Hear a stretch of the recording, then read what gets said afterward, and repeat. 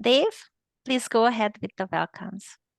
Ava and Topacio, thank you very much for getting us set to be available to all of our neighbors who are here to learn. To everyone, I say welcome and good morning to our annual Immigrant Integration Forum, where our goal is learning how to collaborate better together to be welcoming communities. We have an audience today that represents all of our community: civic organizations, healthcare, schools, higher education, mental health services, townships, state government, county government, all of the partners who need to be collaborating on an effective welcome.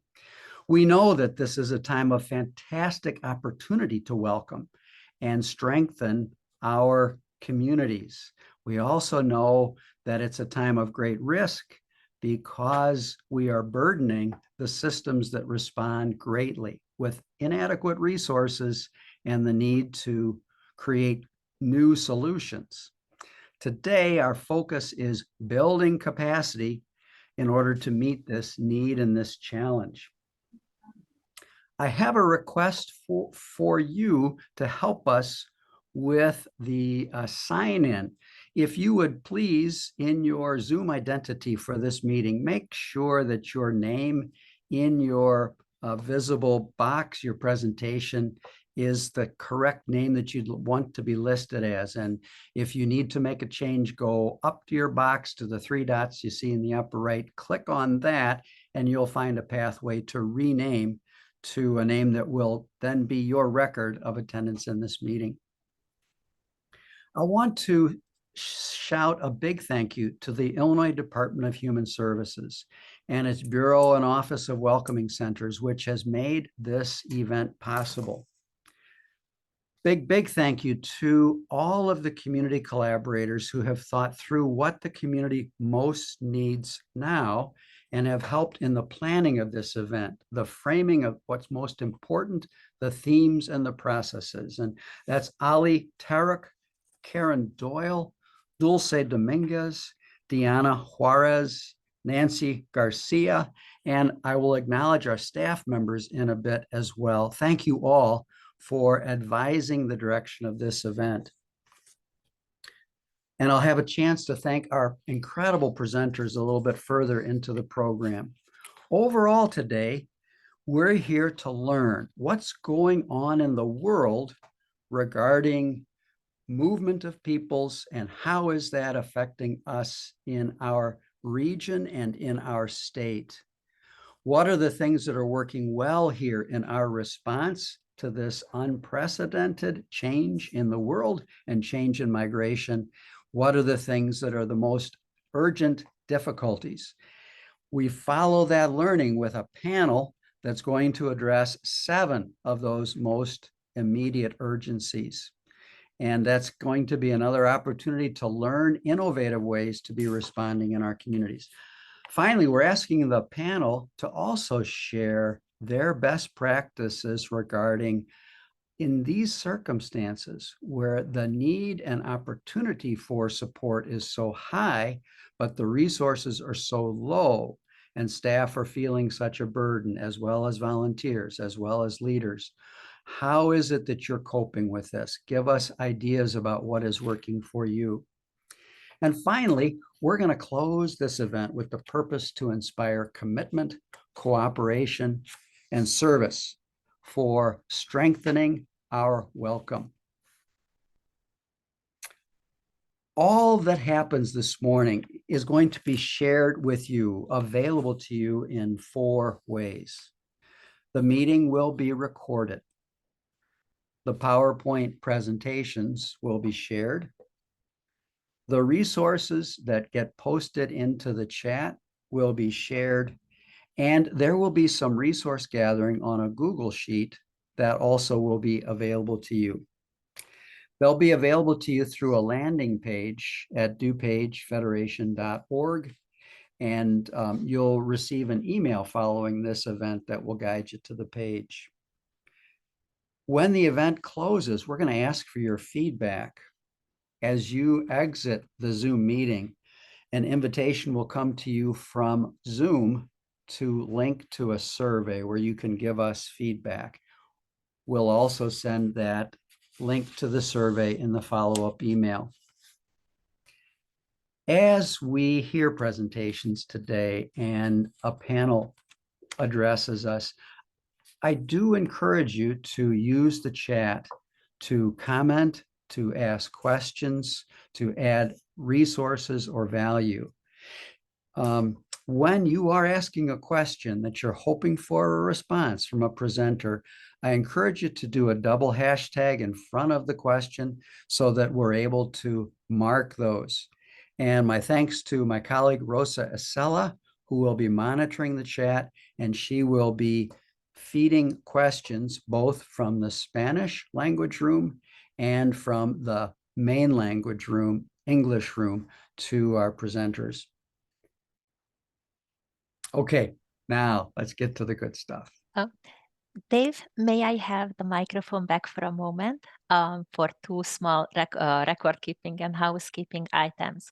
One is that I have the respectful request to all our presenters that keep in mind that the interpreter is hard at work in that language channel, providing simultaneous interpretation, which means that the interpreter speaks at the same time as the presenter speaks. Please keep in mind that it is hard work and it would be greatly appreciated if you don't rush. Keeping a nice even pace is very helpful for the interpretation to follow along your speech. Should you be speaking a tad bit fast, I will gently remind you to please slow down. The other one is a poll is going to be popping up on your screen. We would like to know who is utilizing, not who, because it is anonymous, how many people are going to be utilizing that language room. So please be that kind. Go ahead and respond with yes and no. Can you see the poll? Please give me a thumbs up if it launched correctly. Wonderful. Then please be that kind. Respond with yes and no, and we can start right away. Thank you.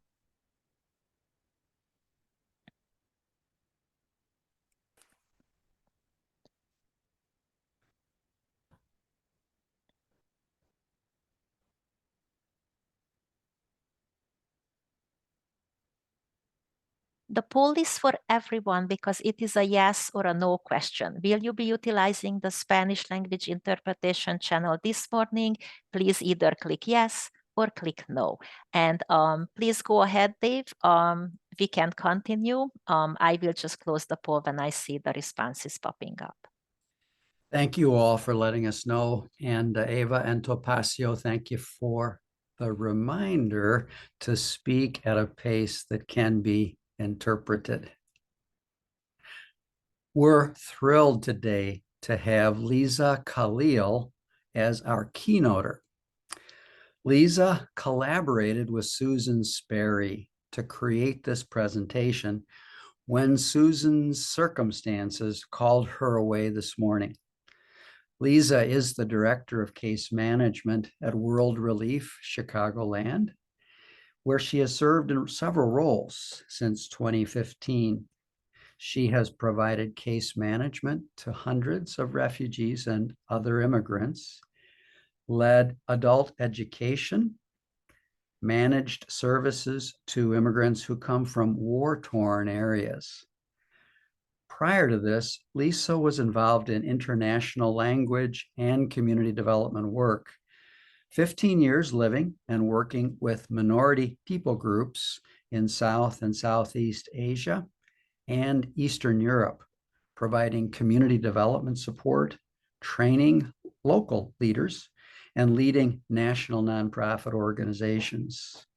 Lisa holds a master's in linguistics and translation from the Free University of Amsterdam and a master's in management of nonprofit organizations from the State Pedagogical University in St. Petersburg. Welcome, Lisa. Thank you, Dave. Thank you, the Planning Committee and DuPage Federation for having me here. I'm excited to join you all today to learn and explore ways that we can work together as a community to strengthen supports for refugees and immigrants. I'm grateful to be here with incredible people who represent so many different sectors of service in our community. This gathering today represents the strength of collaboration and partnering together to create stronger communities. I've served with World Relief for over 8 years. I also have a lived experience of being an immigrant in the US since I moved here from Ukraine as an adult. At World Relief, we provide vital services to refugees and immigrants to help them build stability. We work to build more just and welcoming communities and building people together in relationship so that everyone, both new and long-term community members, flourish and build a sense of unity and belonging. Next slide, please. This morning, I've been asked to provide some context. What is happening in our world to create so much forced migration? Who is arriving in the Chicagoland area? What do people need when they arrive? And what are the gaps? I will close with a few observations about creative collaborations and help to respond to the needs of our newest neighbors. Next. Every year, we try to raise awareness about the numbers of displaced people in the world. People are forced from their homes because of persecution, war, and violence. 20 years ago, in 2004, the number of refugees had decreased, with more people being able to return home that year. The total number of displaced people that year was 19.2 million. Next slide, please. We have not really seen a year of decreasing numbers since then. Fast forward to today, there are now more than 110 million forcibly displaced people. And as you can see on the screen, it's 5 times the number of people just 20 years ago. Next slide. Another way to say this is that 1 out of every 74 people on Earth have been forced from their homes because of war, persecution, and violence. Next. And this number keeps growing from the impact of persecution and over 110 armed conflicts currently in the world. At the same time, circumstances of extreme poverty and the impact of changing climate are also sparking migration as people move from one country to another in search of the basic means to live.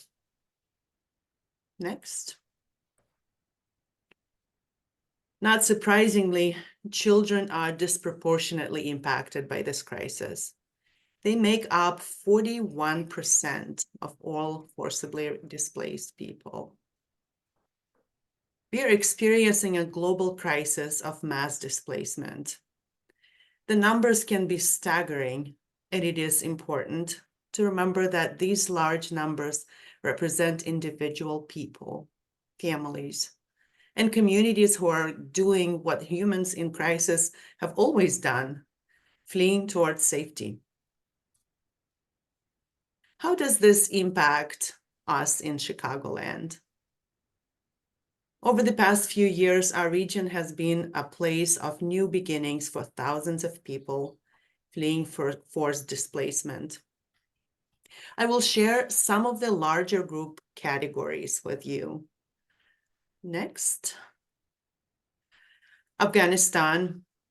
Over 2,500 Afghans have resettled in the Chicagoland in our area since the fall of Kabul. Most of those who resettled here hold humanitarian parole and are now pursuing asylum. Next slide. Ukraine.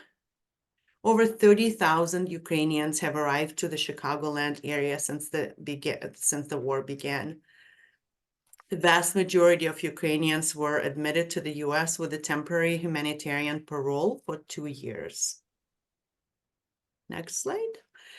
Refugee resettlement. In response to the global refugee situation, refugee resettlement to the US is at its highest rate in 30 years. Currently, we are welcoming people in the Chicagoland area from Syria, Democratic Republic of Congo, Afghanistan, Venezuela, Guatemala, Burma, and Eritrea. We expect that the state of Illinois will resettle at least 4,000 refugees this year, the majority being in the Chicagoland area. Next. This is about asylum seekers. Chicago has received over 41,000 new arrivals from the southern border since August of 2022. Many of these asylum seekers are settling into communities throughout Chicagoland. They're here with permissions of the US government and are waiting for their cases to be adjudicated or heard in court, in hopes that they'll be granted permanent permission to stay here. Next. Venezuela. The majority of these new arrivals are from Venezuela. Nearly 8 million people have fled Venezuela in the last decade due to political and economic instability. Thousands of people are seeking asylum in the US. Next. Let's talk about local context. Since many of you are located in the western suburbs of Chicago, I want to share a snapshot of what we are seeing on the ground in the suburbs locations. We currently have a waiting list of over 100 clients who applied for services with us. Usually it takes us 2 to 4 weeks before we can meet with clients who submit an intake form. The largest populations coming to serve for services are Ukrainians, Venezuelans, and Colombians, although we are beginning to see a slight increase in Cubans and Haitians too. The federal government just made a change to Ukrainian eligibility for government-funded support. So we're beginning to see an increase in Ukrainians seeking services with us, and that is Ukrainians who arrived after September 30th of last year. Next slide. So why Chicagoland? We have a long history of being a place for building a new life. European immigrants from around the world have settled here in the 1800s and early 1900s. African Americans from the South came during the Great Migration of the early 1900s. Mexican immigrants in the latter decades of the 1900s. And over the last 2 decades, thousands of people from Asia, Africa, and Eastern Europe have migrated to this area. Most recently, we've seen people from Central and South America. While the cost of living has been increasing, there are an abundance of jobs, ethnic communities willing to help newcomers, and many other integration supports available here in our area. And on to the next slide now, which is already showing. Every person, when they arrive, has basic needs that they're seeking to meet. You're probably familiar with the diagram you're looking at. It's the Maslow's hierarchy of needs, which outlines some of the core physiological needs, such as food, water, shelter, clothing, and sleep, which is at the bottom. That's what people need, and the need for safety and security through health, employment, and transportation. The needs at the bottom of the pyramid need to be met in order for life to flourish. Next slide. At World Relief, we talk about these needs through the lens of 9 core areas of stability, which you see on this slide. And they are housing, language, employment, transportation, community connections, health and mental health, finances, school and youth support, and legal status. Every refugee and immigrant has similar basic needs. In fact, all of us do. Next slide. Here's some of the specific help people ask for at World Relief.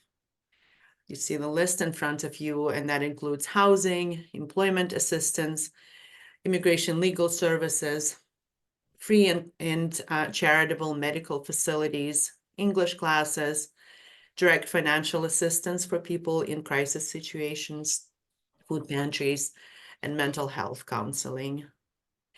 The challenge in helping immigrants and refugees access available community resources to meet these needs is that not everyone is allowed to access available resources or is able to. And the key factor that impacts this is the type of immigration status someone has. You can show the next slide, please. I'll talk a little bit about status. We're referring, so the first category is refugees, and we're referring to this type of, when we say status, we're referring to a type of permission that someone has to be in the US. So a refugee is a person who has been forced to flee their home country due to persecution because of their race, religion, nationality, political opinion, or membership in a particular social group. People admitted to the US with refugee status typically arrive by plane and have gone through the interview and approval process while overseas. They have immediate work authorization. Their service eligibility is that they're eligible for SNAP, Medicaid, and other public benefits, and can also receive services funded by the federal government to help them with employment, case management, and overall adjustment. Next slide. Next is asylum seeker. That is someone who is fleeing persecution and enters the US to seek protection. They arrive most of the time by crossing a border or sometimes by plane. They must apply for asylum in order to present their case to stay in safety. This process can be lengthy, and they can receive work authorization 150 days after applying for asylum. Service eligibility for them in Illinois is that they can receive some public benefits through VTTC. They do not receive work authorization immediately. Some migrants who have come through the CBP-1 application and were given parole at the border for 1 or 2 years, those immigrants can apply for work authorization before applying for asylum. Next slide. Next is asylee. That is someone who has successfully been granted asylum in the US. So the service eligibility for these populations is after they are granted asylum, individuals are eligible for all the same humanitarian benefits and rights as refugees, including employment, case management, and adjustment support. And they are on a pathway towards the green card. Next, humanitarian parole means that temporary status was granted overseas or sometimes at the border to enter or stay in the US. And it is based upon humanitarian reasons, such as sick relative or fleeing a crisis, such as the war in Ukraine. Service eligibility for these populations varies. based upon the type of humanitarian parole and country of origin. Work authorization is often, but not always, provided with this status. For example, services for Ukrainian humanitarian parolees and Afghan humanitarian parolees recently were very similar as for refugees, but were time limited. Next slide. This is complicated, isn't it? What does this mean for us as a community of service providers who want to help? It means we need to find ways to creatively adapt our approach and services where possible, with these eligibility realities and barriers in mind. Here's one example that I can give. Does services that you provide require proof of residency for services? And you might want to know that new arrivals might not have, they might not be able to secure the traditional documentation required to prove residency. This might be because they're living with a friend or relative, or because they're not allowed to get proof of residency yet. And the question is, are there ways that you can get creative about types of proof that are acceptable for your services? We've talked about why people are arriving to Chicagoland, the numbers and backgrounds of people who are coming, and some of the needs that people have. I want to close by sharing some of the ongoing needs and gaps we see and hear in our work at World Relief. So here's the list, and I will go through it one by one. The first is housing. All of these groups need housing, obviously.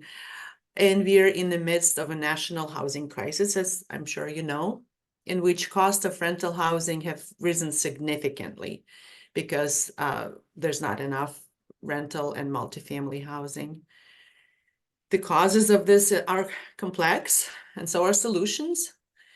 But I believe collaboration is key. Next one is immigration legal services. The vast majority of newcomers are not on the path to permanent legal status. They either have temporary humanitarian parole, one of the categories I mentioned above, or and that must be renewed at some point, or they are pursuing asylum. Asylum cases without legal representation are far less likely to be granted asylum. In fact, less than 20% of those without legal counsel receive asylum. This legal representation is very costly, and there are not enough providers. The next on the list is income and employment. For those who don't have work authorization, they find work however they can, obviously, to make the ends meet. And often they are vulnerable to exploitation. Food pantries. Like so many people in our communities, access to free or low-cost food is vital for newcomers. But transportation is often a barrier to get to a food pantry. Transportation is a need as well in the suburbs, more than in the city, obviously.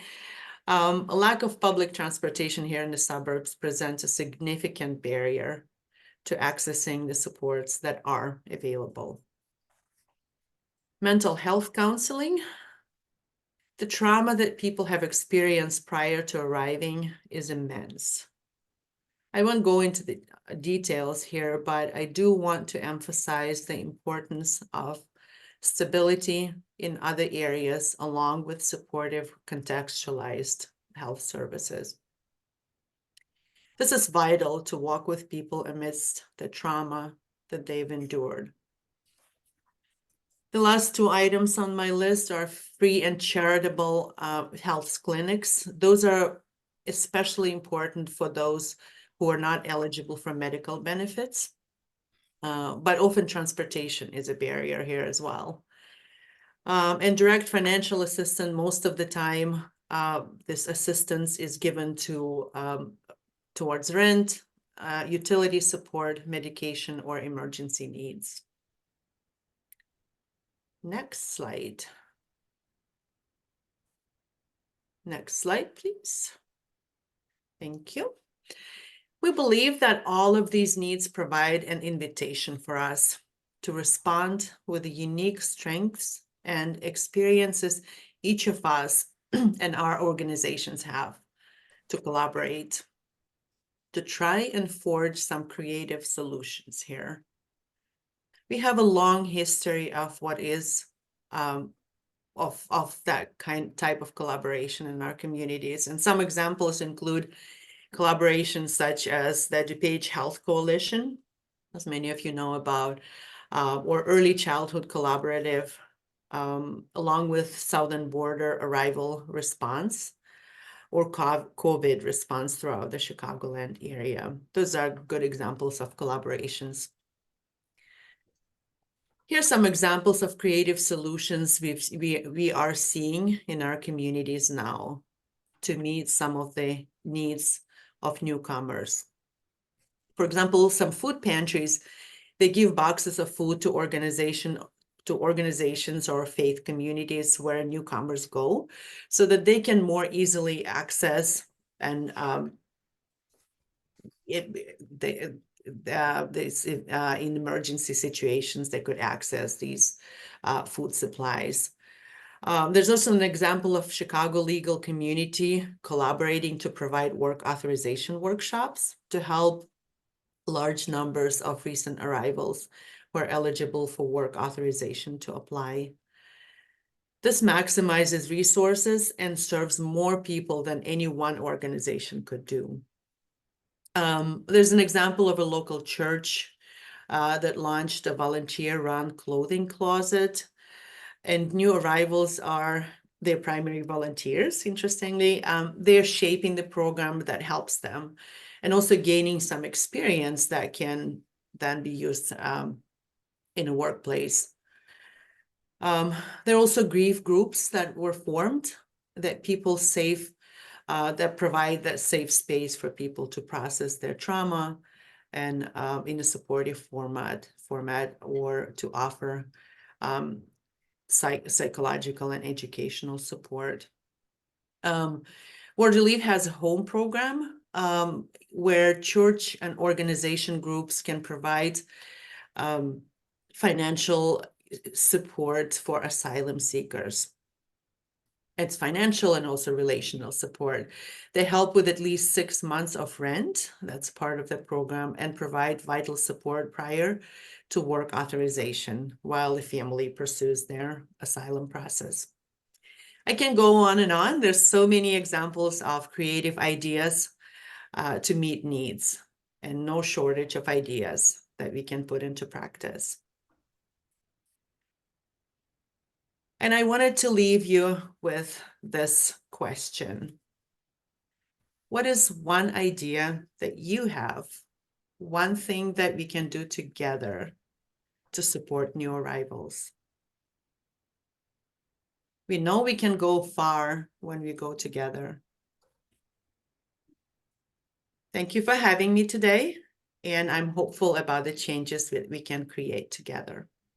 Thank you. Lisa, thank you very much. And when you said you would leave us with a question, that was literally true, because I know you are already scheduled immediately, so that we won't be able to have your presence with us further. But we hope you'll be available to questions that will pop up in the chat. We're committing to all attendees that we're going to answer all the questions that get raised. Lisa, this was just incredibly helpful in setting a large context and helping us understand the areas of highest need and feeling hopeful about the way that people are coming together. We're going to give attendees a chance to respond to your challenge. In the chat, we're dropping a Google Sheet to give attendees a chance to answer Lisa's question, what's one thing that you could be doing? and it may be something you're already doing, something that is in development, or something that is just a dream. We welcome you to click on the link, open up the Google Sheet so that it will be available to you after the event. You can return to it and fill in information that would be available for others to see and be inspired by also. So a big, big thanks to Lisa. Thank you so much for being with us. Thanks for taking us on the journey. And what we'll do now is move immediately into the presentations. I do see some questions that have come to you, Lisa, but I know you must go. So we're going to make arrangements to get those to you after. And I want to invite my colleague, Rosa Sella, to set the stage for the panel and questions there, and to introduce our first panelist. Good morning, everybody. I am pleased to introduce Ali Tarok, Trellis Director of Policy and Advocacy. Originally from Iran, Ali fled persecution to come to the United States as a refugee. While studying political science in Iran, he wrote op-eds and mobilized university students to support democratic values. This led to his incarceration. Due to his incarceration and refugee experience, he was increasingly aware of the need to protect human rights. The passionate commitment that Ali has to refugee rights is inspiring, and his personal experience of standing up for democratic values is incredibly powerful. Additionally, Ali is currently completing his doctorate in law and policy, focusing on refugee employment barriers. He is joining us today as a member of our expert panel discussing the topic of immigrants and employment. Thank you for joining us, Ali.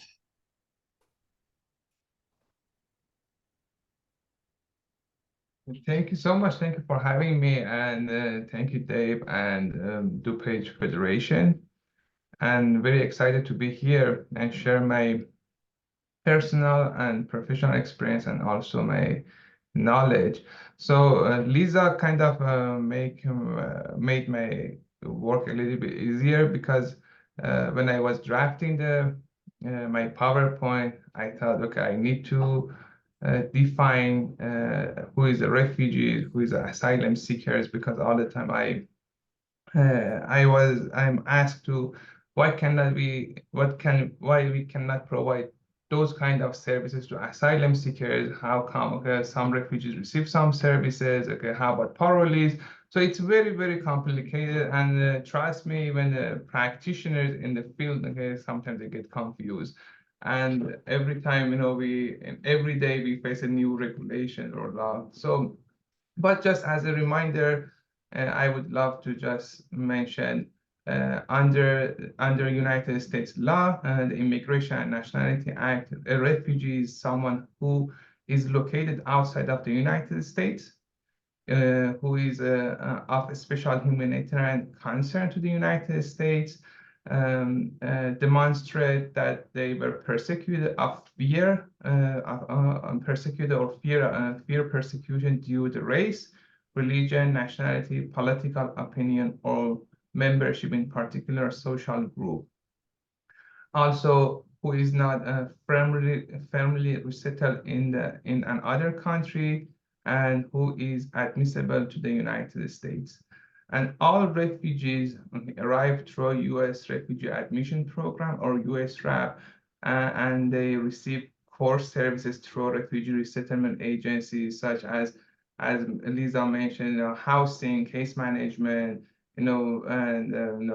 helping them to, employment services, and, youth program. They are part of the core services. And asylum seekers or asylum status is a form of protection available to people who meet the definition of refugee. Okay, basically means who can demonstrate that they were persecuted or fear persecution due to the race, religion, nationality, and political opinion, or membership in a particular social group, or they are already in the United States and are seeking admission at the port of the entry. So yeah, we have to, when we talk about different topic related to the population, we have to be very mindful, and remind ourselves we are talking about refugees who receive the core services, or asylum seekers, parolees, or while all of us kind of speak English, or with an accent, or different, or we cannot speak English, or we have a different immigration status. So refugees, next slide, please. Yes, so in this slide, I'm going to talk about give you an overall picture of the employment and success and challenges. So my main focus is on refugees, okay, and based on that definition, and also other population who receive core services through resettlement agencies, okay, which means can be Afghan parolees, Ukrainian, okay, and it's based on the situation. So anybody who received core services to refugee resettlement agencies, I'm going to talk about them now. So refugees' four primary needs, okay, include employment, housing, education, and health, okay, to build their lives here. So these are their primary needs here, and U.S. policy and goal is self-sufficiency as soon as possible for refugees. Means when a refugee arrived here, within the first 3 months, first 90 days, okay, they have to be kind of self-sufficient, okay, means get their first job as soon as possible. So anytime when you hear self-sufficiency is for refugees, basically means economically. So in these four needs, housing and employment are the foundation of refugees' integration into the new society. So these two, first, housing, it's very, very important. The second, employment. And as we know, in the United States, the policy and system force them to become, again, self-sufficient as soon as possible. So the first 90-day services, we call it RMP program, reception and placement, includes employment services. Means when a refugee arrives to the office, okay, usually the refugee, the employment department or a job navigator sit with the refugees and they offer them different job. It's an entry-level job, first job, and we promise them, hey, you have to get this job, almost no choice, then we can help you to get another job. So this is one program. Another program is matching grant program. Basically, it's again employment services toward the self-sufficient, rapid self-sufficiency. And later there is another program for the population. It's a very new program, Refugee Career Pathway. It's supposed to help refugees to climb the ladder, means get out of the job survival trap. Because when the refugees arrive here, there is different services. We want to help them to grow and build their life here. Okay, the first service is, the most important service is employment, because they have to be able to pay their rent. So when they start to work, okay, basically with no language, okay, no work history here, no, many often they cannot apply their skills into the United States or even transfer their degree. So when they start working, the hard work, 8 hours just to pay their rent, and they cannot continue, for example, their education, or again, take the English classes more often, and they stay in the job survival trap. So the success in this story is we are good to get the job for refugees as soon as possible, but the challenge is, okay, refugees stay in the job survival trap. Another program is available through the states. Through the states, a SNAP program. Okay, so a SNAP program provide employment services to the population, broader populations, not only refugees. Okay, it's different people with a different immigration status. They can use, employment services from the nonprofits such as Trellis. So, as I mentioned, the success is we are good. We have different program, okay, RMP program, matching grant, RCP or refugee career pathway, and getting the job as soon as possible. The challenge is how we can support refugees to get out of the job survival trap. So there is some studies around 3-4 years at Harvard University conducted a study that study shows refugee employment status decline 5 years after their arrival. So it means when they stay here longer, instead of growing, okay, and advance their career, they lose their job, they lose their career, and this is against the initial policy, okay, the U.S. policy, which is self-sufficiency as soon as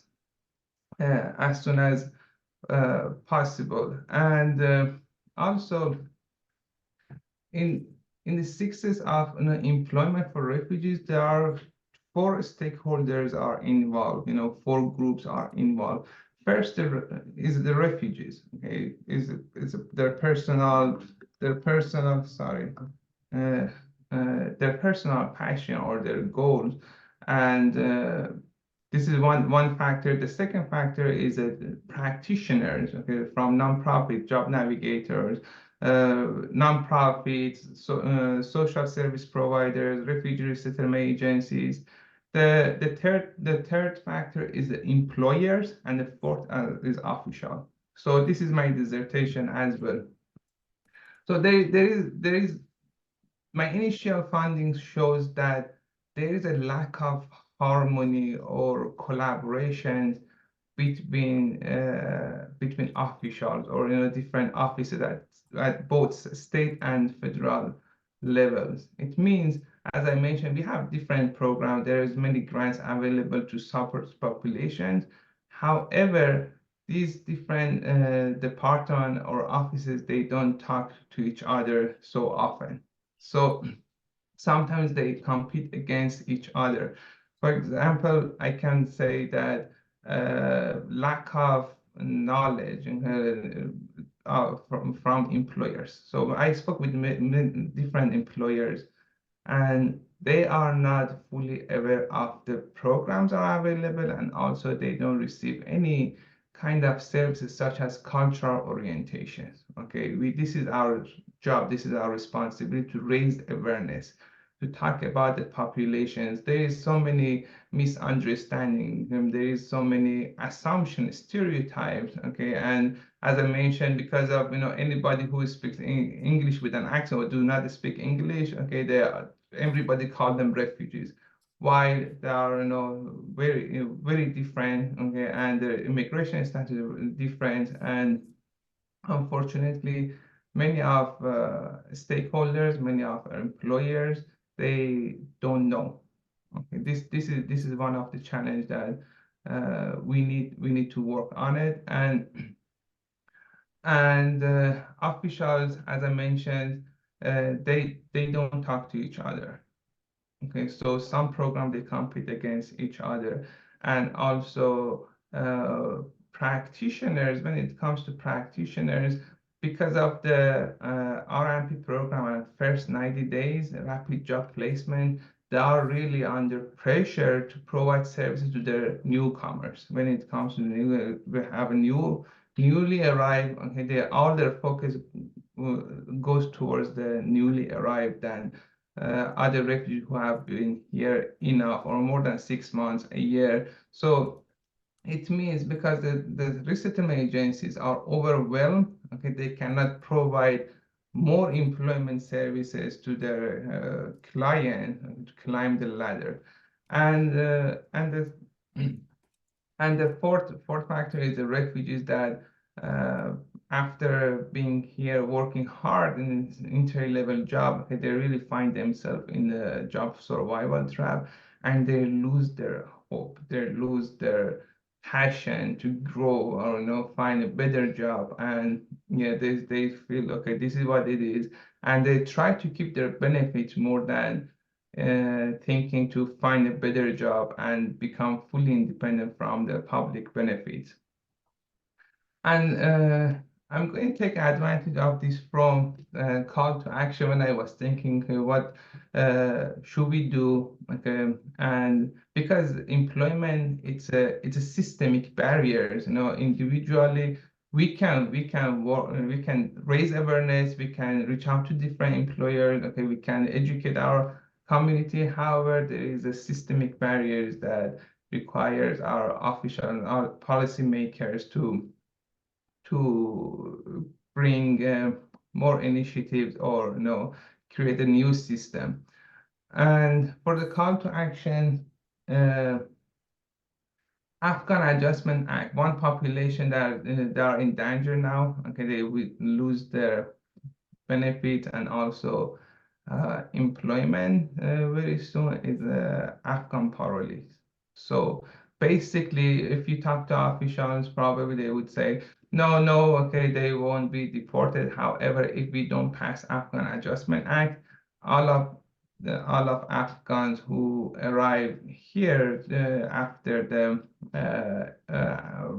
evacuation 2-3 years ago, they are in danger to be deported. And they are trying to apply for asylum. However, the system is, the system is so slow and it's very complicated. And other action is our asylum seekers, our new neighbors, newcomers in Chicago and Illinois. So unfortunately, this population, they don't receive any employment services. Means because they cannot work. They cannot work, they are not eligible to receive any kind of services which other refugees can receive. So if you know this, unfortunately, it's very sad, breaks my heart every morning. I live in Westridge area, and I see many asylum seekers with a family, with their little kids standing on a corner asking for help. So it means, trust me, no one wants to stand on the street and ask for help. Okay, so if they were authorized, okay, if they had a employment authorization card, okay, they would go work. So they cannot work. Okay, they try to survive because of the Asylum Seeker Work Authorization Act is still pending, and we need to raise awareness around that and how important is that asylum seekers get their work authorization work and start working and be part of our community, pay their tax, and also build their lives here.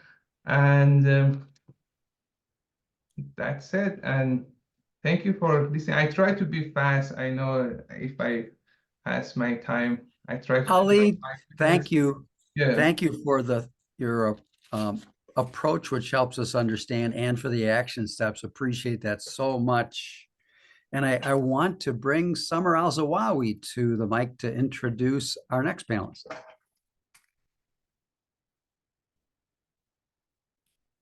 Hello, good morning. I'm happy to introduce Ashna Hafiz. She's a health justice organizer at Southwest Suburban Immigrant Project. Her family is of Bangladeshi origin, which she has incorporated into her life through food, culture, and visiting the country every year. She has received a Bachelor's of Art in Psychology at Northern Illinois University and a Master's of Social Work at the University of Kansas. Her passion through her work include helping immigrant populations voice their truth and helping them to obtain adequate healthcare benefits through advocacy and applying for victims of trafficking, torture, and other serious crime, also known as VTTC program application assistance, hospital financial assistance applications, and many more. I'm happy to introduce her, and you have the mic, Ashna. Thank you so much, Summer. Thank you so much for having me. Really appreciate it.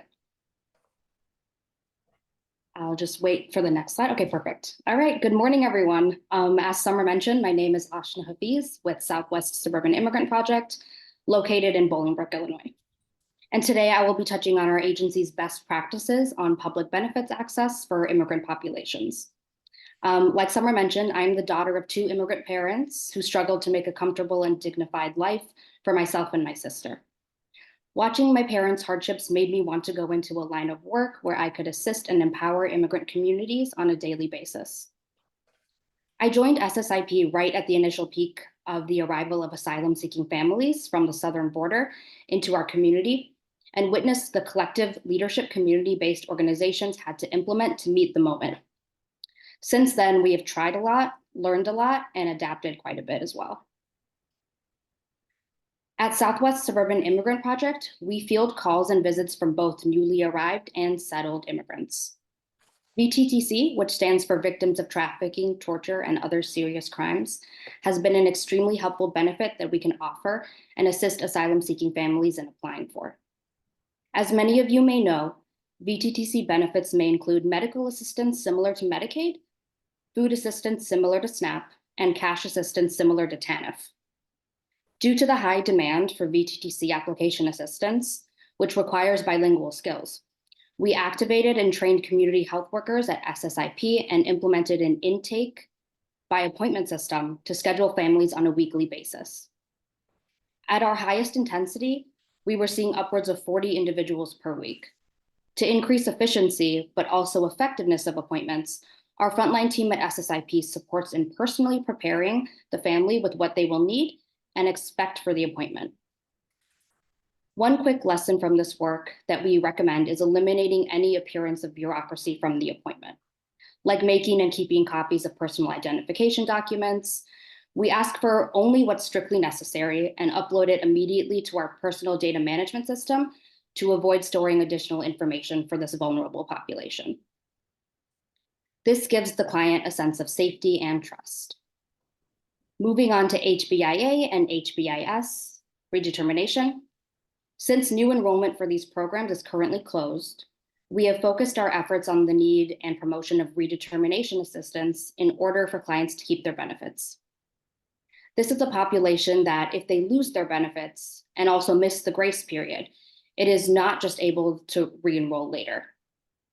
SSIP also uses an appointment system for HBIA and HBIS, both in office and over the phone. And similarly, we notify them ahead of time with what documents they will need to bring along with them in order to resubmit their redetermination application.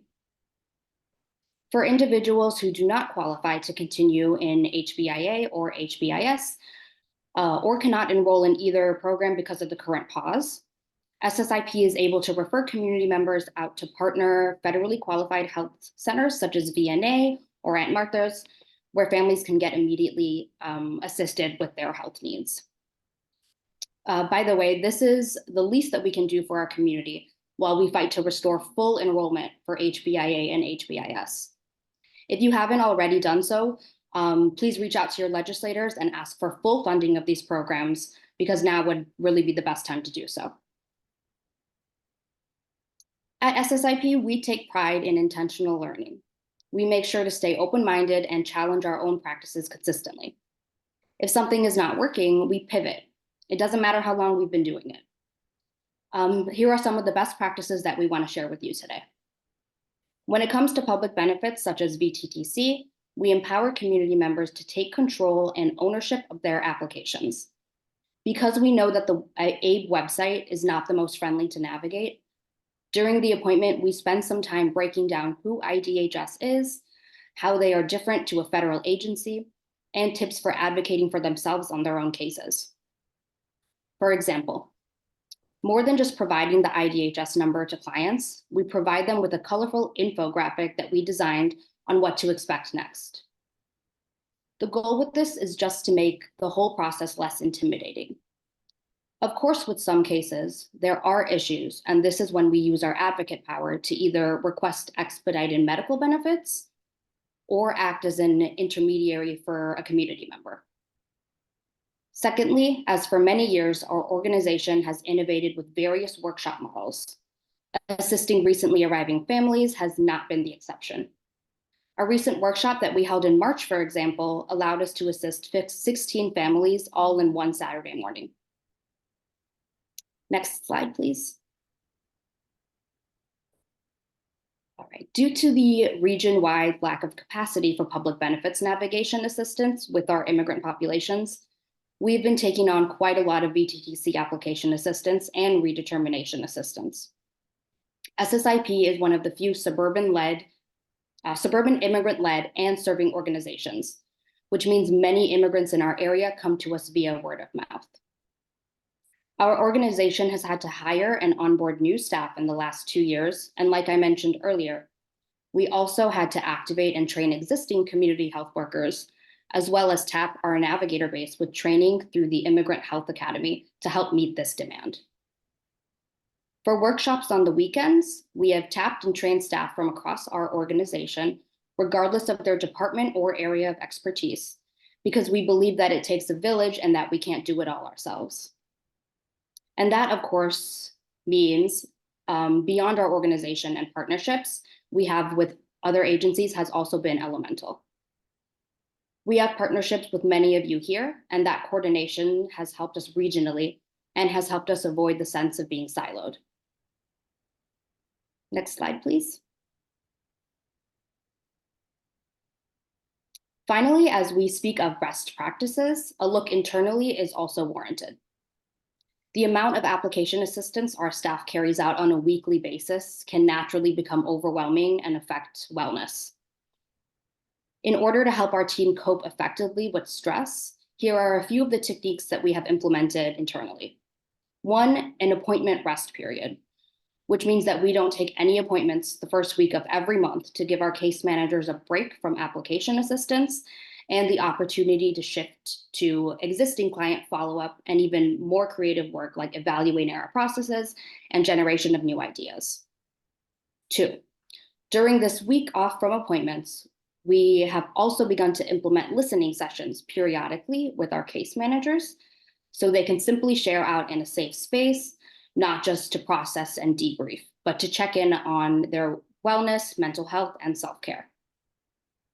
This gives us an opportunity to discuss boundaries and be intentional about how every member of our team practices rest or how they need our support in practicing that.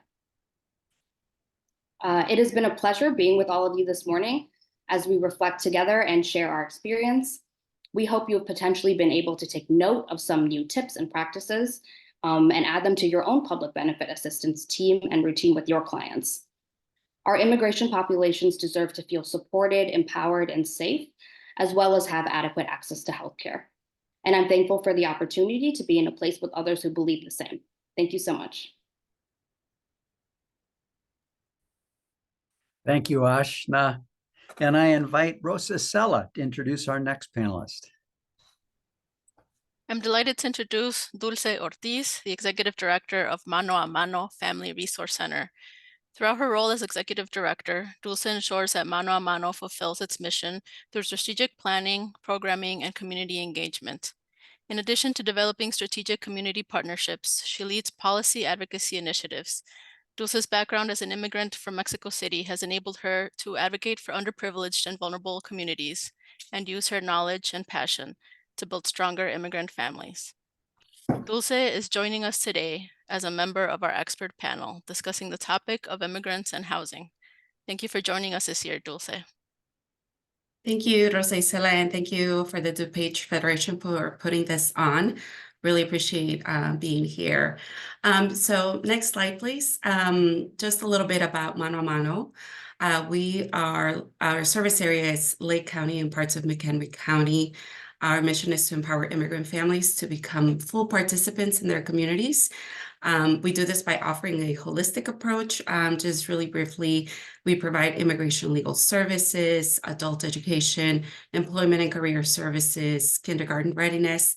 We also do a lot of advocacy and policy. And our Healthy Families program, which is what I'm going to be talking about today, focuses on access to care, health education, and healthy living. We have locations in Round Lake Park, Wakanda, Mundelein, Waukegan, and North Chicago. Next slide, please. So in the 24 years of existence of Mano a Mano, we actually never provided housing assistance or rental assistance. We actually started doing this during the COVID pandemic. We have provided more than $8 million in housing assistance. And really, I'm just here representing our team because they are the ones that have really done an amazing job in setting up the infrastructure for our rental program. It was not easy. It was difficult. It was during the COVID pandemic, but we were able to learn a lot. So one of the things that I want to talk about what is working. I know a lot of our colleagues here have talked about the barriers and challenges that our immigrant families face, specifically our new arrivals. And so I hope that what I'm sharing with you today will help you. Also, myself and my team will make ourselves available to you if you're thinking about venturing into, trying to get housing assistance into one of your service deliveries for your organization. One of the things that I'm really proud of is our intake process. We have a robust intake process that covers all areas of need, in addition to housing stability.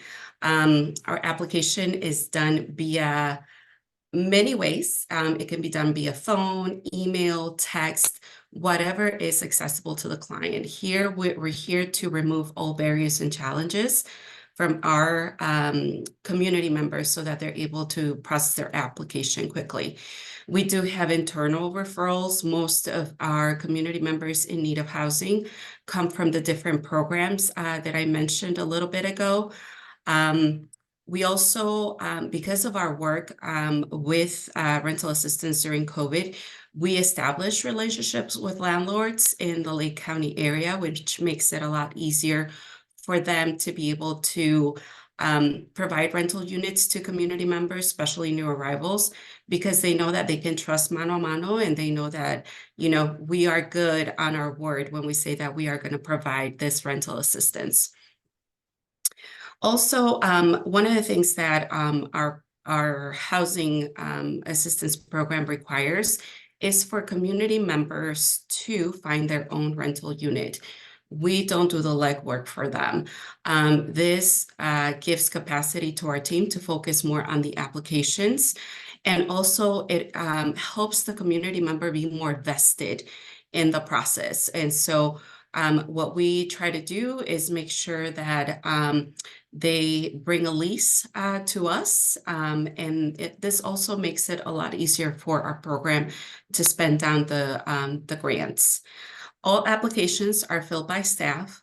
We don't require the community member to fill it out on their own, because we know that there are some challenges there. They're already doing the legwork to find the lease, so our staff takes care of this. We talked about employment, and we know that the barriers of employment exist. So when you ask for proof of income, they can't come to you with a paycheck or a W-2. We do have income attestation forms, and we learned about this again through COVID, that this was one form of acceptance to provide as income. So pretty much our community members that work for cash and new arrivals can fill out income attestation forms just saying this is how much I make weekly, obviously that they're getting paid in cash, and that's what we're able to submit with the application. Lease attestation forms. So we know that, as my colleague said, housing, we have a crisis on the national level. We know from, our community members, even from our family and friends, that there are some landlords that are renting rooms. They're not renting entire apartments. They're not renting entire homes. Maybe they have 1 or 2 vacant rooms that they're able to rent. And so for these new landlords, we're able to have lease attestation forms. So it makes it easier for someone that is renting a room to fill out the form. We help them fill out the lease because it would be a lot harder for them to go and figure out how do I create a lease? What involves a lease? So we help them with the lease attestation forms for brand new landlords, which again, it removes a lot of barriers. The other thing we do is we follow fair market value. We have seen in the past that some landlords do want to charge maybe $300, $400 extra just because, they're new arrivals. They don't really know what the fair market values of renting, an apartment for 2-room or 3-bedroom apartment. So we ensure that we follow fair market value. And then last but not least, marketing. We're very big on communications and marketing. We provide informational sessions at a local public library. We ensure that community members know that we're going to be there. And there we do the presentation about the eligibility requirements. We're able to answer any questions that they may have. And so it makes it a lot easier once they're ready to apply. They have all their documents ready to go. We do a lot of social media. We have a huge social media presence in our community, so they can find out about the housing assistance that's available. But we also do presentations to our partners, other nonprofits, and also governmental entities so that they know that the help exists. Next slide, please. All right, so challenges, again, as I mentioned, as my other colleagues mentioned, we do have a housing crisis. We still are coming up with some landlords that don't want to participate. They would only want to participate if it's a 6 to 12 month lease. Sometimes our assistance is only for 1 month's rent and direct deposit, the security deposit. So landlords are still not all there when it comes to participation. Communications with clients are very difficult. At times there are multiple households that only have one phone per family, or they don't have a phone at all. Transportation is also a barrier. We have done intakes via email. They are very active on WhatsApp and email. So we have, again,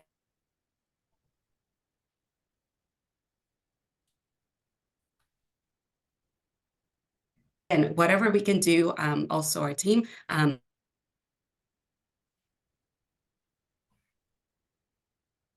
they are currently settled in.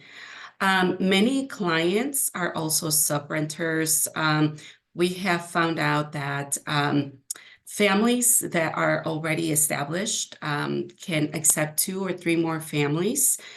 And obviously they don't know as new arrivals that may be putting the family in jeopardy that has the lease, because that would be breaking the lease, because they're not letting the landlord know that there are more occupants in the unit. And so we have seen evictions of all the entire occupants from that one apartment because they didn't let the landlord know that they were receiving more people into their apartment or household. Finding affordable rental units is also a challenge. And also for our housing assistant eligibility is a challenge. So for example, right now we currently have a grant that only allows individuals that entered the country as of August of 2022. And previously we were with the ASRAP program through IDA, and they individuals that came in through the country after November 2023 were not eligible for assistance. Next slide, please. So for best practices, we do active communication. We actually over-communicate with following up with our community members and landlords. There's a lot of moving pieces, and we really don't want anyone to fall through the cracks, because we know that means that they will be left homeless or they will be evicted. So we do a lot of active communication. We also provide housing rights. So for every community member that applies for housing assistance, they receive a housing rights charla. What are their rights and what are the landlord's rights? So this way they know that they can't be told that they need to leave the apartment in 2 weeks, right? There is a legal process, there is a way that needs to be done. And so we want them to be protected. Also, we want to trust our community members. They're very resourceful. Again, this is why we require them to go get their own lease. They must do a walkthrough to the rental unit so that they know what they're getting. And again, this trust in the community member to have ownership in the process is pretty important. And hybrid services, as I mentioned, our applications are done via phone, email, text. Any supporting documentation, they can send it to us via email. They can drop it off at our offices. They can also send us a screenshot through text, whatever is accessible to the clients, because we know that also transportation is a barrier. Next slide, please.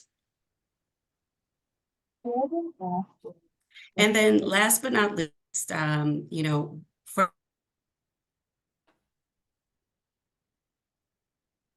lessons learned, and we learned this through COVID, shelters in Chicago, new arrivals started coming in, being of team members. What does that mean? Maybe this means pausing applications. Maybe this means, as we've done at Mano a Mano, providing more mental health days, providing mental health workshops during work hours, just ensuring that our teams are able to get some respite from the work. We know it's difficult work, so we prioritize their well-being. Second is the relationships with local government and elected officials. The recent grant that we received for housing assistance was almost $500,000 for anyone here in Lake County. And this was due to our partnership with Lake County government. As we were not able as a nonprofit to directly apply for the funds, they, as a local unit government, they were able to apply and use those as pass-through dollars to other nonprofits that were already doing the work. Also, relationships with elected officials. We continue to do advocacy to have more housing funds be allocated in the budget. We know that this is a crisis. We know that our new arrivals and even people that have already settled into our communities are in dire need of housing assistance. Lessons learned, again, track all cases, make sure that there is a master list where everyone can have access to the status of the application, the caseworker who did the application, when was it submitted, has it been approved? So this way everyone has access and information to it. We also implemented systems to avoid fraud. We saw this during the COVID pandemic. There was a lot of fraud.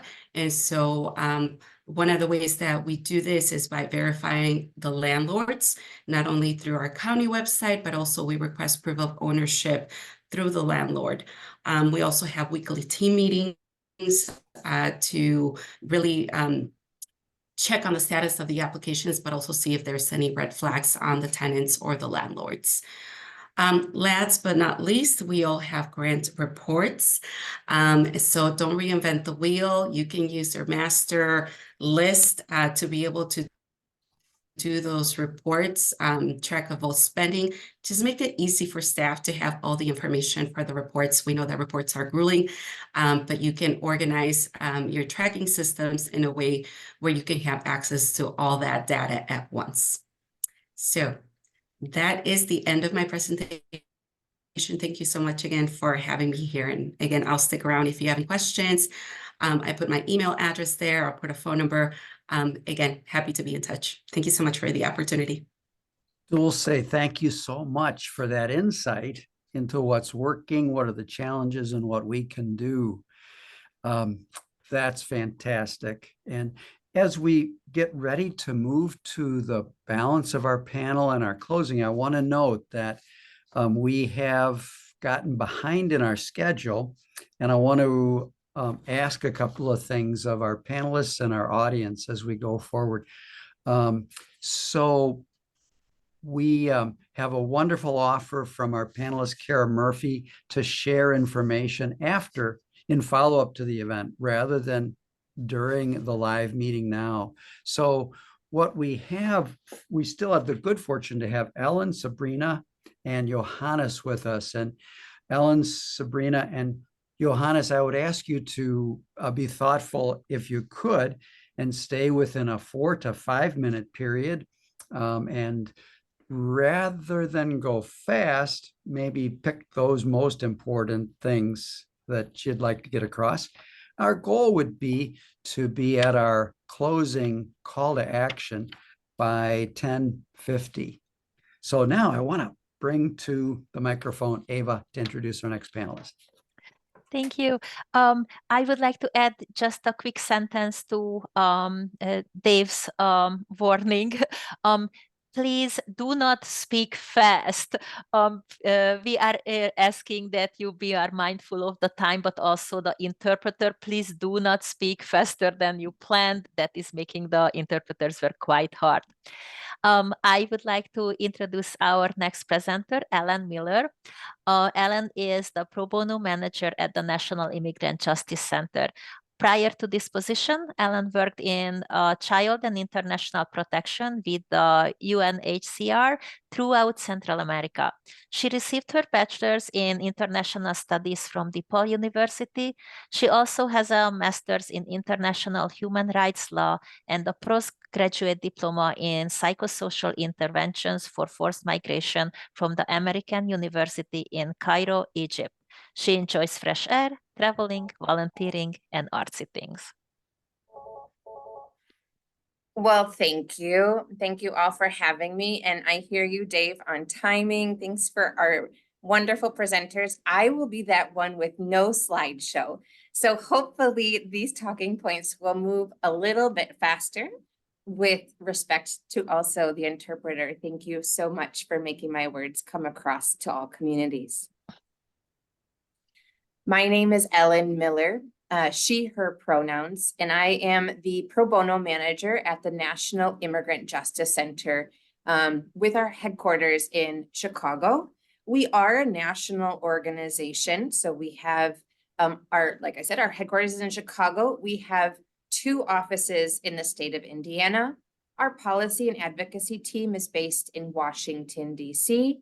And like most national immigrant legal services, we have a border operation that's based near Tijuana in San Diego. The National Immigrant Justice Center, our mission is to ensure access to justice for migrants, asylum seekers, and refugees through a variety of services and an integral service model. Our integral service model incorporates federal impact litigation, so the macro laws and policies, policy and education of our representatives, both at state and national levels, making sure that the policies and the way that laws are implemented are fair. And then our biggest way that we interact here in Chicago is through direct legal services. The National Immigrant Justice Center has been around for 40 years, but we are proud that just 2 weeks ago, we became an independent organization, and now we are our own 501c3, continuing services to immigrants in the Midwest. As we all know, human migration is a normal and ongoing phenomenon. This is something that's been going on since humans have, laid foot on our earth, and it is something that will continue. While there are some hot, sexy topics that arise and are, propelled through our media, immigrants are an integral thread in the fabric of our society. In this past 2 years, we've had an influx, I think an unprecedented influx of forced migrants to the Chicagoland area and other cities around the nation, as our borders has essentially moved into the interior of our country. This is, as we've talked about, as my fellow panelists have talked about, this has increased service needs. And what has been working well for us at NIJC and in legal services is one, I think, really rooted in the history of our work, the dedicated and long-term nature of our work. We have a strong and generous pro bono network of over 2,000 attorneys, and they are ready and eager to help. We, in the 7th Circuit, which is Chicago, we have a more friendly circuit of case law that is more welcoming or less difficult for asylum seekers seeking protection. We have a 90% approval rate of asylum cases at NIJC. And I think also what is really working for us is our caring and competent team. As we know, our organization is the amalgamation of the people that do this work day in and day out. Best practices. What do I want to share with our audience about best practices? Really what these past years have shown is that we need to try new things. And we need to know that they are not going to be perfect the first time. I work with a lot of lawyers. Not being perfect is really hard for them. It is okay because we are working with humans and human capacity is messy. We need to try new things. We need funders and other partners to also recognize it's not going to be perfect, but we're trying and we're doing it with good intention. In that way, we need to work with our partners. There's just too much, like all of my other panelists have said, there's too much work. And right now we're at a point where we cannot do it all. It is not possible. And so we need to look at who's doing what, how do we share this burden, and how do we lift each other up? I do think an integral service model is also critical. Like at NIJC, we do our integral service of policy, litigation, and direct legal services. So the stories of our practitioners or clients can inform each other so that we have a more solid system.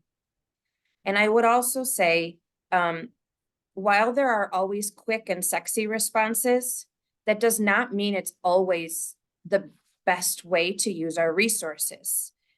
Immigration law, immigration practice is a long-term endeavor. The arc of justice is long. Asylum cases take 6 to 10 years. This is not necessarily a processing facility where we're just trying to get as many applications in as possible. These are human lives, family integration on the line, and we need to think long-term strategy with short-term application and timing. Finally, the best practice I would say is we need to be as unassuming as possible. The diversity of immigrants in the Chicagoland area is wonderful. Everybody has a different experience, and we need to consider these experiences uniquely and listen to the participants that are benefiting from our programs and participating in our programs.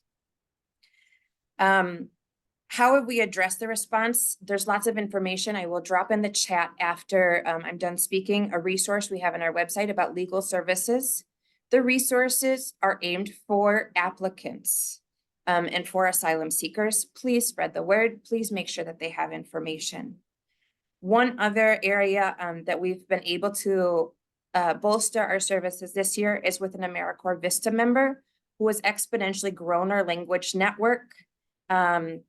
And we've had great language access now because of them. Finally, looking at time, I'm sorry, I'm going to keep going. How do we cope? There's 3 quick things. 1, program managers. This is hard, but we need to have clearly articulated objectives and communicate our expectations and boundaries. We need to communicate them with our teams and with our participants. Asylum seekers and refugees are trying to access the system. It's not a friendly system. Our staff is trying the best that we can. There is too much work. We need to be clear about what we can do and what we cannot do. Funding. We need to think about funding for long-term matters, not just these quick, sexy responses, because immigration, like I said, that arc of justice is long. And I think most importantly, we hear about how much work there is to do.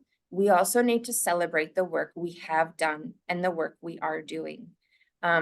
It's important to recognize all of the work and emotion that goes into this. And so thank you for letting me be a part of this panel today. I'll drop some links and my contact in the chat. Thank you, Ellen. And I invite Summer back to the mic to introduce our next panelist. I'm happy to introduce Sabrina Albert. She is the founder and COO of R&B and Stonecatchers Counseling, an anti-oppressive mental health private practice that are dedicated to providing safe and supportive environments for refugees and other members of the global majority in the western suburbs of Chicago. Staff members at both practices are composed of BIPOC professionals, many of whom are immigrants themselves, or the adult children of immigrants, and who come from ethnic and/or religious marginalized groups. Sabrina envisions a world where people from oppressed communities are able to heal from the emotional scars inflicted by systemic discrimination, poverty, and unjust persecution. She believes that healing from intergenerational trauma is a crucial step toward achieving individual and collective wellness. She leads two of the very few mental health private practices in the country where the majority of the clients served are on public aid. She recognizes that many practices within the field of mental health fuel systems of oppression and white supremacy. Sabrina has made it her mission to change the landscape of mental health private practice into a just, equitable, and accessible system. And now I pass the mic to her. Thank you so much for that introduction. Just one minor correction. It was we're one of the few private practices in the county that primarily takes Medicaid. I wanted to make sure I didn't say country because I actually can't speak to that. Although that would be a great award to be able to hold, but I don't think I've achieved that yet. Thank you so much. I'm just going to jump right in just to be respectful of everyone's time. One thing that really is working in the field of mental health right now is Medicaid reimbursement rates. And that is significant because majority of our refugee and immigrant clients, which is majority of our clientele, we run about 1,500 sessions a month for 650 clients, have Medicaid. In 2020, the reimbursement rates were about $66 for a 90837, which is a 60-minute counseling session. It increased by 60% in 2020, allowing us the opportunity to open Stonecatchers and R&B counseling because we knew we could pay our clinicians and attract high-quality, multilingual, multicultural clinicians and be able to pay them at a rate that's comparable to private practice. This is significant because if our clients have Medicaid, but no one takes Medicaid, then it becomes very challenging because it's a lack of access to care. Now, because they pay more, and we just were recently notified about 3 weeks ago that CMS, which is the Center of Medicare and Medicaid Services, are considering another 18% increase. In fact, they've actually stopped paying out on straight Medicaid, which is traditional Medicaid claims, in April, saying they are going to reprocess the claims as they're waiting for CMS to possibly approve another increase. If that increase goes through at the rate that they are discussing, it may, which has already hit Meridian and Molina, which are two Medicaid MCOs, which stands for Managed Care Options. Medicaid for us will reimburse higher than any other commercial provider besides Blue Cross Blue Shield PPO. And that is significant because there is so much misinformation that is being spread to clinicians that you will not be able to afford to pay your staff if you take Medicaid. You will not be able to do A, B, and C. And therefore, majority of private practices, particularly in this county, do not accept Medicaid, right?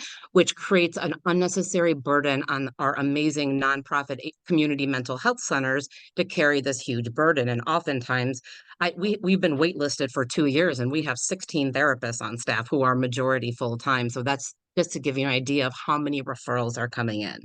So that is really great if that is to go through. So Medicaid reimbursement rates are definitely working because now we are able to we have therapists that speak Farsi, Dari, Arabic, Urdu, Spanish, Creole, French, and we're able to find those therapists. We can say, we can pay you at a rate where you can actually pay your bills. As someone that worked in nonprofit community mental health centers for 12 years, I know that pay struggle. So it's very rewarding to be able to know that you can do this work and be appropriately compensated. One of the things that is a big challenge when you take Medicaid, and this is a lesson that we learned the hard way, is we focused more on finding multicultural staff for that relatability experience because we serve so many refugees and immigrants that we weren't watching the documentation as close as we should have been. And when you take Medicaid, you need to be prepared for audits, right? So we have been audited 5 times in the past 10 months, and we're actually going through a significant audit with Blue Cross Medicaid right now. So my goal is to try to get more clinicians to understand the importance of taking Medicaid so we can serve this population, but also to get the message out that if you do decide to take Medicaid and serve this population, please make sure that you're watching the documentation. So if you are audited, you are going to be able to get through that audit without owing a significant amount of money back. And this is one thing that we learned the hard way, and we are definitely making corrections to be able to avoid those problems in the future. One of the bills that I wanted to bring to everyone's attention that I also put in the chat box is HB 4475-8FA2. That is a new bill that passed the House, which ensures 60-minute sessions without imposing stricter guidelines on justification. This is significant because 3 of the audits we went through, the insurance plans were saying the client didn't deserve a 60-minute session. You only should have billed a 45-minute session. So therefore you need to pay back the money, right? So if this passes, we will hopefully, providers who are in this field, who are trying to be of service to the community, will not have to go through so much extra work to justify a 60-minute session, because most of our clients need far more than one 60-minute session once a week with everything that they've been through. So that is the main things that I wanted to share out of being respectful for everyone's time. And I wanted to thank everyone who has shared really important information today, because it's been very enlightening.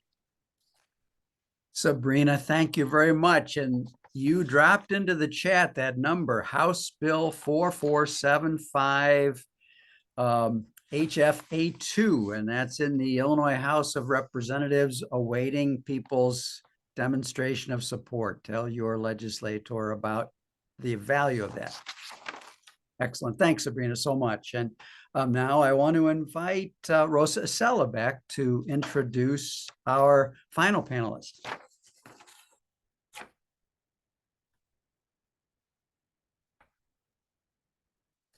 We are delighted to introduce Johannes Favi, Deputy Director of the Illinois Community for Displaced Immigrants. Johannes is an activist who received the Jean and Joseph Sullivan Human Rights Award from the National Immigrant Justice Center. He wrote several articles advocating the end of immigrant detention centers in Illinois, which ultimately led to the passage of the Illinois Way Forward Act. Additionally, Johannes has a bachelor's in computer science, is currently serving on the board of directors, and is deputy executive director of the Interfaith Community for Detained Immigrants, and recently became a Freedom Fellow with Detention Watch Network in Washington, D.C., where he is continuing to learn how to abolish immigration detention and build a stronger and better community for immigrants nationwide. Johannes is joining us today as a member of our expert panel to discuss immigrant resources. Thank you for joining us, Johannes. Thanks, Rosa. Thanks, everyone, for having me. It's a pleasure to be here with you today. I'm going to give you a quick overview of what ICDI do, and I will try to stick with the time.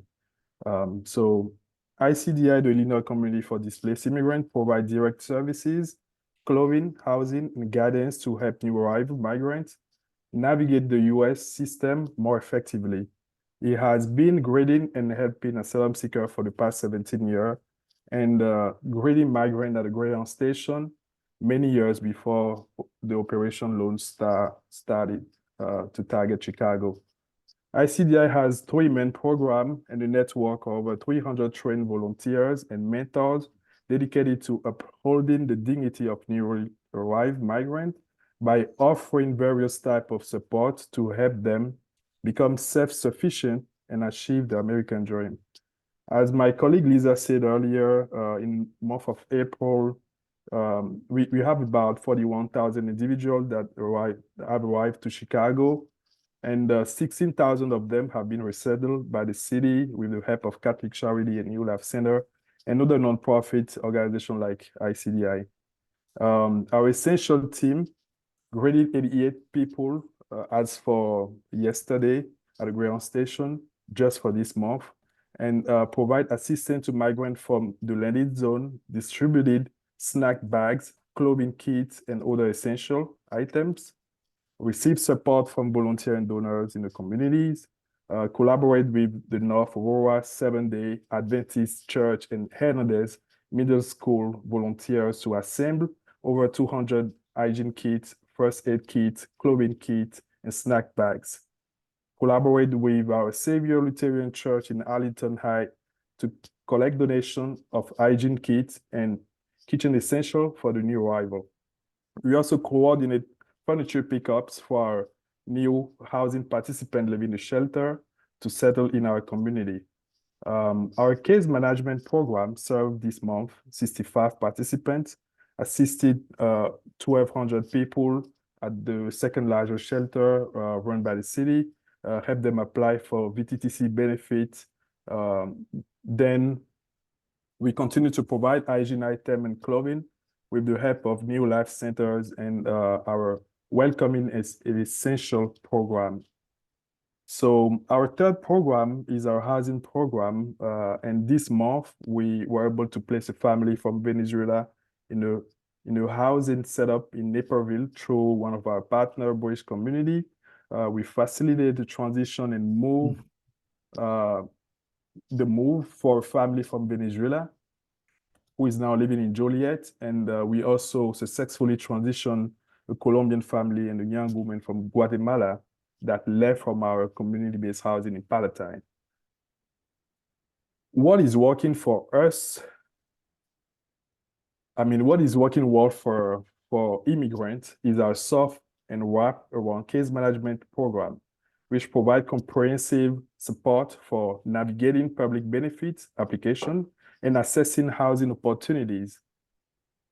Our case management team offer culturally sensitive guidance, language interpretation services, and personalized assistance to help immigrants understand and apply for the benefit they are eligible for. Additionally, partnership with local housing authorities and community organizations have facilitated affordable housing options for our immigrant families. Some best practices, one best practices that we have found effective is the use of community outreach and education programs to inform immigrants about available benefits in housing resources. By conducting workshops, distributing multilingual materials, and utilizing social media platforms, we can reach a wider audience and empower immigrants to advocate for their rights and access essential services. Building trust within the immigrant community through transparency and accessibility is key to successful engagement. Addressing the lack of capacity, while our services have been successful, we recognize that there is a region-wide lack of capacity in providing public health, public benefit navigation assistance, and housing support to immigrants. The shortage of resources, including trained staff, immigration lawyers, funding, language access services, and affordable housing units poses a significant challenge.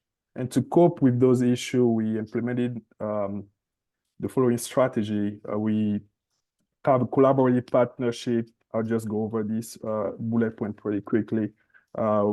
Then we also invest in staff training program, expand language interpretation services, advocacy effort. We're collaborating with the Chicago Say Welcome campaign to advocate for increase of funding and policy change to address systemic barrier to immigrant benefit access and affordable housing. And then some lesson learned and recommendation. I'm gonna go over empowering immigrants through education and self-advocacy, adopting a holistic approach that addresses social determinant of health, housing stability, food security, access to healthcare, then cultural competency, building cultural competency among service providers and creating inclusive and welcoming environment, foster trust and improve outcome for our immigrant community. Thank you all for joining us today. I'm a little bit over time, and I will drop my contact in the chat. Feel free to reach out, and I'm happy to answer any question you have next.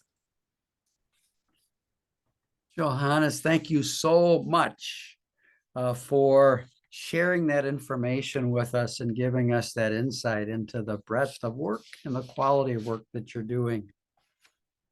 We're at 10:53, and we had budgeted 10 minutes for this closing. So I want to ask everybody's indulgence and apology to stay with us for an extra 3 minutes.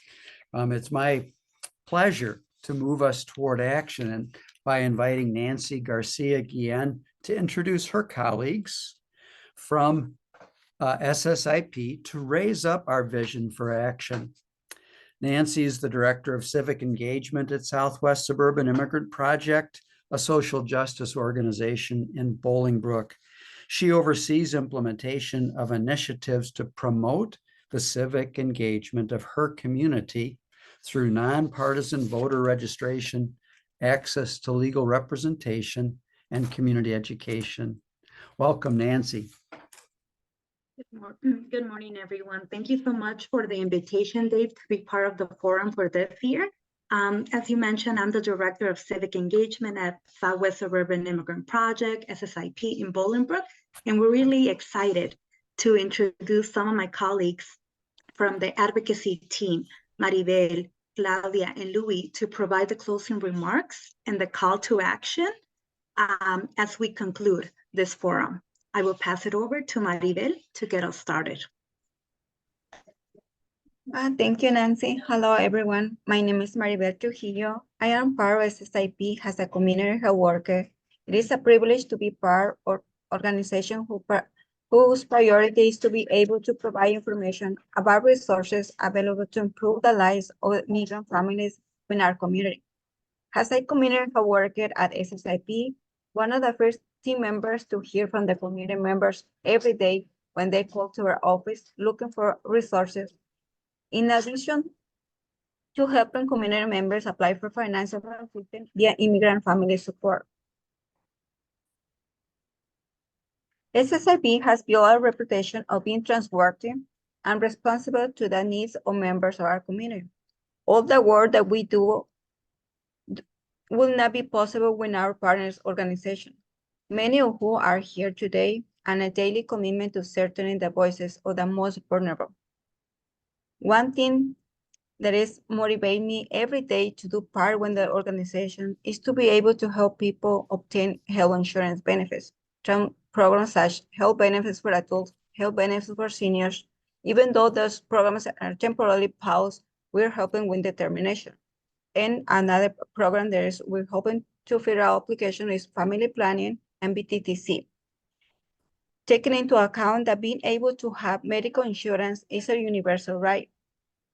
As an immigrant in this country, it's very important to be able to help families in the community apply for benefits that are already available to us. Also empower them with the knowledge about their rights that can make a difference in their lives when they are receiving assistance from the health department or other government agencies in our state. Knowing by the fighting together, we can always achieve changes to create a system when the priority is to ensure that we all have access to a better quality of life and a promising future for those who came after us. Thank you all for having me and for your time. I will now pass it to my colleague, Claudia.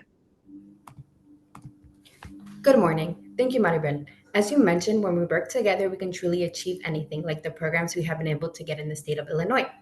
Hello, everyone. My name is Claudia Garcia, and I'm the Advocacy Specialist at Southwest Suburban Immigrant Project. I'm a new mom and think it is important for everyone, regardless of immigration status, to have health insurance. This should be a human right and not a privilege. We have to prioritize our health for us to take care of our children. I started volunteering with SSIP since in 2016. Since then, I have learned so much about my community and gained knowledge about what is needed to transform it. One thing that motivates me is being able to help community members apply for health insurance like Medicaid and BTTC. Other healthcare programs include health benefits for adults, HBIA, and health benefits for seniors, HBIS. As my colleague Asha mentioned, these programs are unfortunately not accepting any new applications, but we're still continuing the fight in the state level to reinstate these benefits. I have seen the impact in my community with the pause of both programs, HBIA and HBIS, and not being able to apply for these programs is affecting the healthcare people deserve. SSIP provides people in the community with resources that are easily accessible to them, like applying for BTTC or family planning. As all of you know, family planning is available for anyone in the state of Illinois who is over 19 and regardless of immigration status. The program covers individuals for yearly physicals, birth control, and screening for breast, cervical, and testicular cancer. While this service is great, there should be more done for people to have access to health insurance and other medical needs that are not included in the family planning program. At SSIP, we empower the community by educating them on their rights. We also share information about upcoming events in the community and food pantries through social media, flyers, and working in the community directly. The Illinois Department of Healthcare and Family Services, HFS, has started redetermination for health benefits for immigrants, adults, and seniors. As all of you know, redetermination is an annual process for all Medicaid clients that was paused during the pandemic for healthcare coverage for immigrants age 42 and older. This means that Illinois has started checking to see if members are still eligible for the program based on income. There are 4 different ways people can complete the redetermination. It's over the phone, a website, and also completing it on paper, and then you can fax it or you can mail it out. The last option is going to the DHS office to complete the redetermination. If someone has not received the redetermination, please advise them to call IDHS to do it over the phone.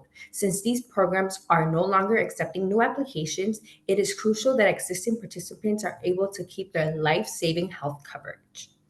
Up next is my colleague Louie, who will guide us to the next steps as we continue this work. Thank you so much, everyone. Thank you, Claudia and Maribel. Hello, everyone. My name is Luis Rodriguez, and I am thrilled to have the opportunity to introduce myself to you all at this forum. I'm a dedicated member of the Southwest Suburban Immigrant Project, like my colleagues, where I am fortunate to serve in an organizing role that allows me to advocate for the rights and well-being of immigrant communities in our area. The work I do at SSIP has a ripple effect, positively impacting not only the individuals directly served by our organization, but also their families and the community at large. One important aspect of the work that SSIP does is digital organizing. When at our events, I like to speak to community members, and I love to hear about their stories and how they became familiar with our work. Many times I am pleased to find that a large portion of our community finds out about us through our social media following. As a content creator myself, I think that's awesome. We are committed to empowering immigrants and refugees to thrive in their new home and ensuring that they have the support they need to navigate the challenges they may face. SSIP recognizes the importance of collaborating in addressing the multi-faced needs of the immigrant communities. We are proud partners of the Illinois Coalition for Immigrant and Refugee Rights.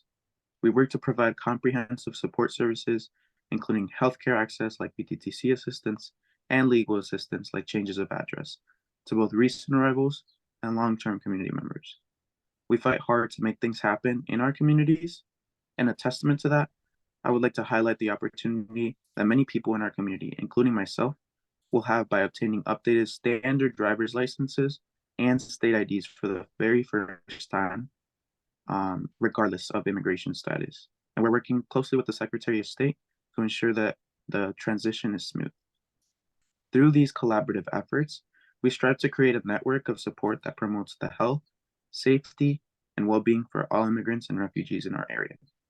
We know that when we organize, we win. And in the spirit of making things happen, we haven't asked for you all to end off the meeting and to show how collectively we can make a difference. So in the chat, please follow the link that my colleague Nancy will share. This will trigger a response link for you to send an email to your legislator to support the platforms and priorities and new revenue solutions. Thank you guys so much for your time, and we'll give you a minute to fill out the form. Let us know in the chat when you're done by dropping done in the chat. Thank you so much. Thank you, Louis and Maribel and Claudia, for giving us inspiration and concrete action that we can take so we can all leave here centering the voices of those who are most vulnerable and paying attention to creating that future that is better for those who will come after us. To all of our presenters, I thank you so much for filling us with so many good things. To all of you attendees, thank you for being here to soak this in, take it out into the community and amplify. And now here at 11:03, we're going to adjourn the 2024 forum. Thanks so much.